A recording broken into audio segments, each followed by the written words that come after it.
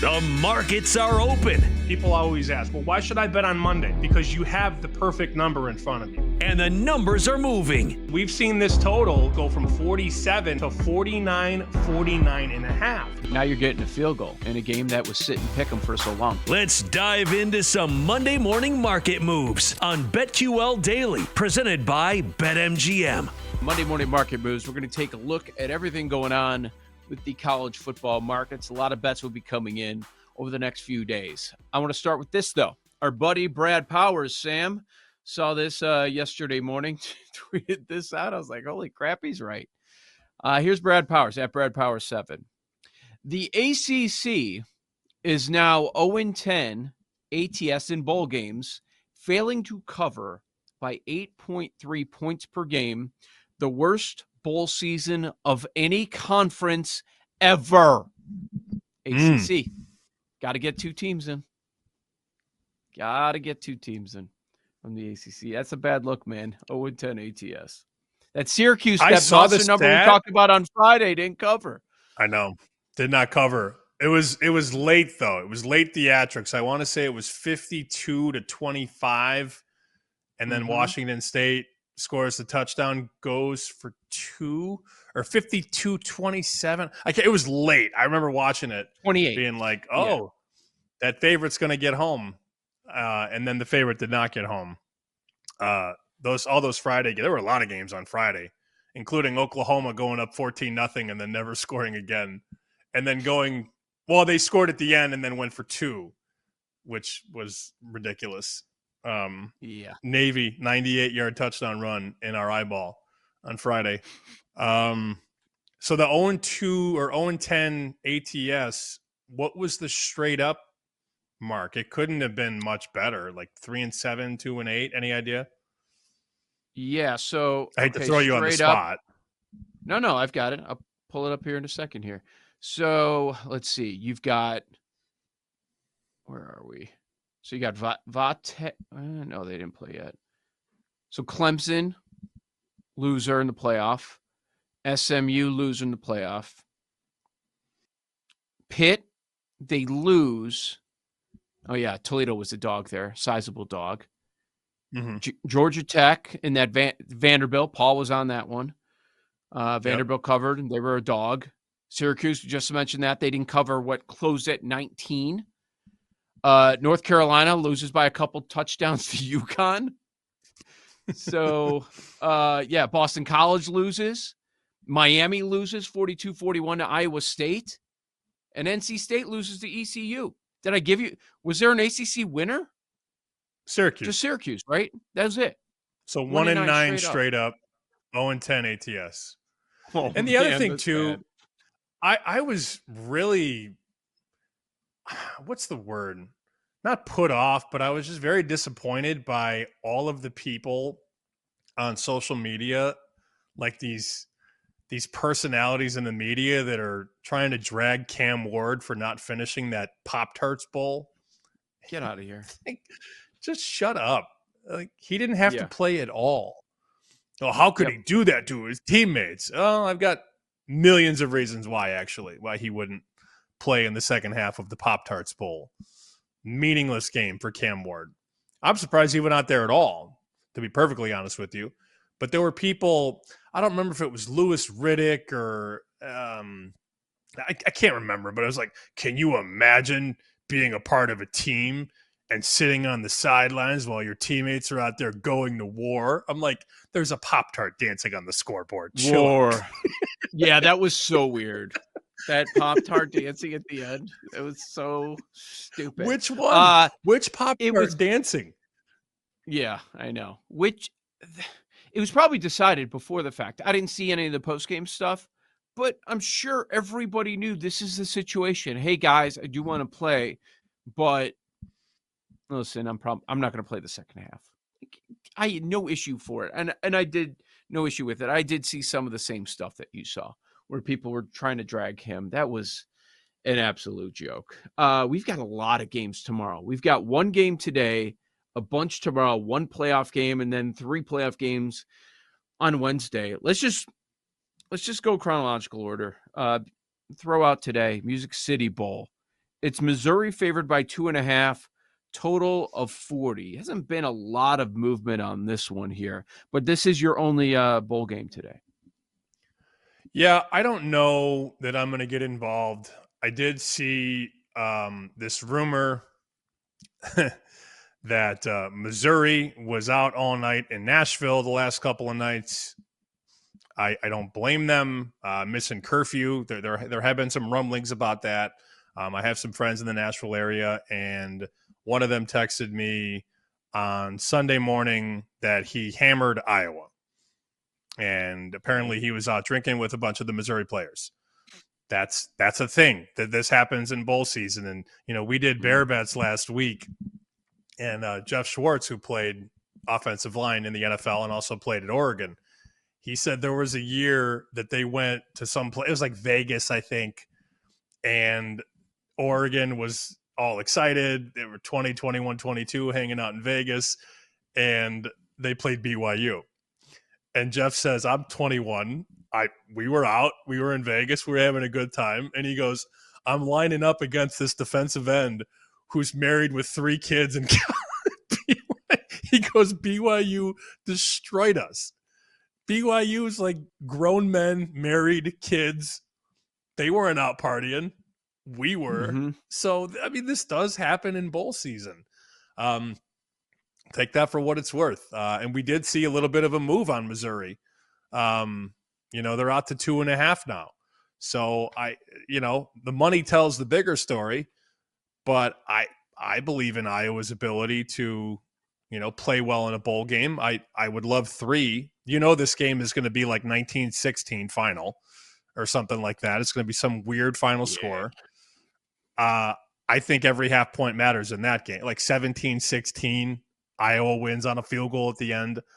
I will probably find myself on the Iowa side, and if my buddy, the great big fade now, if he comes out Missouri, I'm in on Iowa for sure. I hope he goes over. Does he do totals? Yeah. The great big fade? No, he doesn't. He's just been firing sides. Favorites, first half favorites, money line favorite. Okay. 5 bowl games tomorrow, 1 playoff game. I'll save the playoff game. These other bowl games throughout the afternoon, from when we get off the air all the way up into that playoff game, we've got 4 of them. Alabama, Michigan, Louisville, Washington, Illinois, South Carolina, Baylor, LSU, all on New Year's Eve. The big move in the market was the favorite flipping in the LSU-Baylor game. Baylor is now a 3.5-point favorite. After this thing opened, LSU -3. So we've gone through the 0 and a move of nearly a full touchdown. I guess every question I have about Alabama is what's up with Milroe, right? Like I don't know. There was a rumor floating around that one of these quarterbacks, Milroe or Ewers, will go to Notre Dame next. Did you catch that? They're already planning for life post Riley Leonard. And Ewers is obviously not long for Texas, and Milroe's not long for Alabama. I don't know why he would go out there and play the whole way. Because remember, coming into the game in the Pop-Tarts Bowl, the whole thing about Miami was, well, CamWard's going to play. And I thought, I don't know why he would. Now, that's a potential top 5 pick. There are levels to this. When you have a top 5 pick, it's different than a quarterback who's going to go to a new college, potentially. I think we get points. 43.5 is a pretty low total. I think the narrative around Michigan is Michigan can't score, but I think you're going to see a lot of stuff from DeBoer. I'd lean over 43.5. I do like the over in that game tomorrow. 11 o'clock kick. So we'll be on the air when that game kicks tomorrow. Yay. Oh, yeah, that's right. Perfect. That's interesting what you said about Notre Dame, because Marcus Freeman went on record before saying that they weren't going to dip into the portal for a quarterback, and that's been their thing over the last couple of years. This would be 3 straight years bringing in a guy. He ends up being the starter, somebody with experience. Riley Leonard has not been great, but I think it's the way to go, man. That's what I would be doing. Look at these quarterbacks that have experience and how they're performing, even if it's just for a year. They've been great stopgaps. And when you're a program like Notre Dame, there's going to be somebody else next year that has some experience at a pretty high level that's going to come in. I would keep doing this. Yeah, it sucks if you bring a guy in as a freshman and you're like a 4 or 5-star guy or whatever. But, I mean, given the current state of college football, I would do this as well. But, yeah, Freeman did come out and say they didn't plan on doing it. Are you talking – CamWard had that, right? Is that the rumor you were talking about? Yeah, CamWard said something, and then there's an about account yours? on X, that it could be yours or Milroe.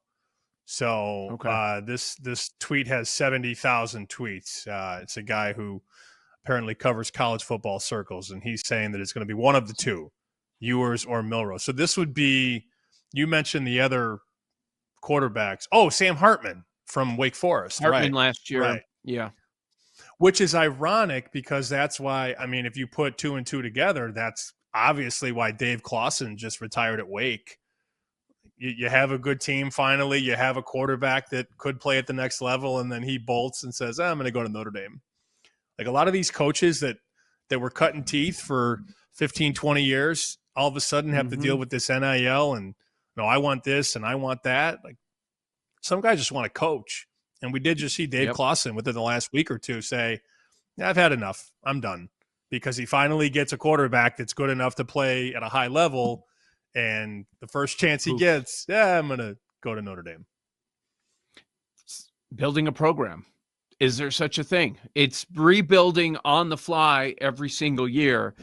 It's leveled the playing field, but it's also made it, more difficult for some programs. And then there are other programs that are out there bragging, yeah, we don't do NIL. We don't opt out. We're here to win. We're here to play.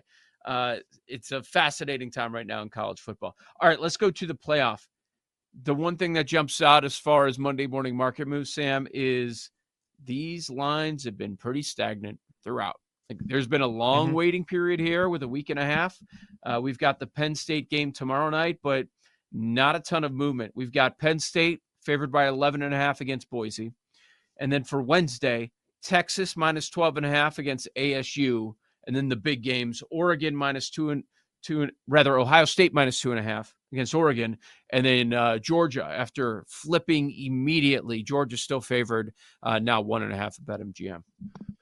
2s are gone on Notre Dame, though, which I like to see. I mean, when you really think about it, I look at the board and think, wow, Georgia's only 1 on Notre Dame, 1 at Circa, 1.5 at MGM. To me, that's a win for Notre Dame, just on the surface, to only be a 1-point favorite, Georgia. You would think, given the way people talk about Notre Dame and how they like to bet against Notre Dame in these spots, the fact that this line is 1, 1.5, and not 3, I love it. If Georgia was 3.5, 4, I'd be nervous. But the fact that it's coming closer to pick 'em, I think is a good sign for Notre Dame. We've seen them come in and blast Arizona State, man. This was 13.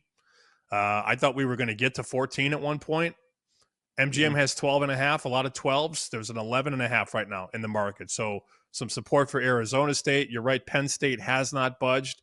And then you notice Ohio State hasn't quite gotten to 3 yet. It's sitting 2.5 at most places. That total has moved up a bunch, 55.5 right now in the Rose Bowl, Ohio State, Oregon, the rematch of the game earlier in the season that landed in the low 60s. I would think we get offense in that one again. I love Notre Dame. I've said it for a week now. I can't wait to be slandered on Instagram for another week if the Irish don't win, but I've buttered my bread very well on Notre Dame futures and +2 in the Sugar Bowl Wednesday. Tuesday show, it's going to be college football heavy. Just telling you right now, because it'll be the last time that we're on the air before these 8 games kick off, the 4 playoff games and the 4 games going on tomorrow. So you're going to want to make sure that you're here tomorrow for everything that we don't get to today. It's going to be full breakdowns on all of these games coming up on tomorrow's show. We were calling Notre Dame before we had the game. We figured this was going to be the matchup, And they did open Notre Dame as the favorite, and all those people coming in on Georgia, Notre Dame in the playoff. Okay, it's not going to be Indiana in this one. I can't wait. Those last 2 games that we're going to get on New Year's Day, both phenomenal matchups. That's what we get with the playoff. It's going to be great.